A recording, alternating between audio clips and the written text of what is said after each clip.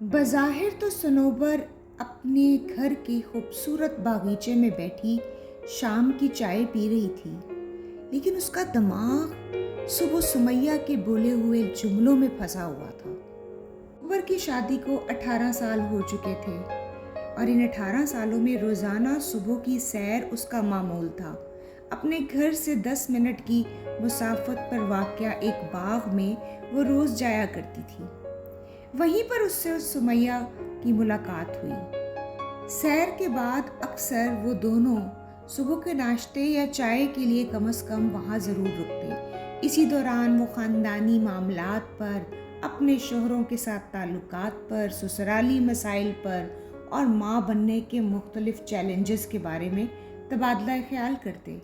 اور صنوبر نے ایک بار پھر سمیہ سے اپنے شوہر کے ساتھ پچھلی رات کی لڑائی کا ذکر کیا، لیکن ہمدردی یا مشورے کی بجائے سمیہ نے صرف یہ کہا، صنوبر، تمہارے ہاتھوں میں سونے کی ہتھکڑیاں بندھی ہیں۔ چاہے ذیشان تمہیں کتنا بھی ذلیل کرے، یہاں تک کہ ہاتھ بھی اٹھائے، چاہے تمہارے سسرالی کتنے بھی مشکلات پیدا کریں، پر تم شکایت بھی کرو، رو بھی، پر یقین کرو یا نہ کرو، تم ان سونے کی ہتھکڑیوں سے خود کو آزاد نہیں کروا سکتی۔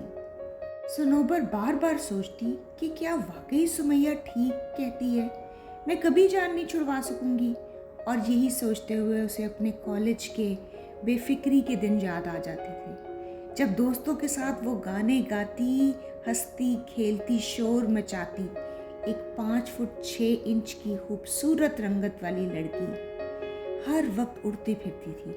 ہوم اکنامک سبجیکٹ میں لیا تھا، کھانا پکانے میں، سلائی کڑھائی میں بے انتہا مہارت رکھتی تھی۔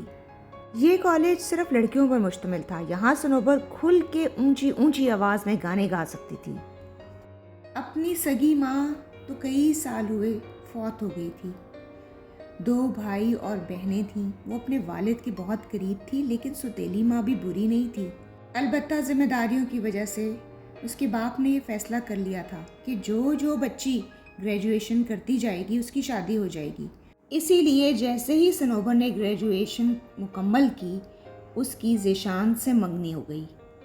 ذیشان کے بارے میں اس کو صرف یہی پتا تھا کہ وہ ایک بہت کھاتے پیتے دولت مند خاندان کا لڑکا ہے اور اس کے پاس آبائی جائیداد اور زمینیں بے شمار ہیں۔ صنوبر اور ذیشان کے ولیمے کی تقریب ان کے اپنے گھر کے باغیچے میں ہوئی۔ تو یہ تھی افسانے کی پہلی قسط۔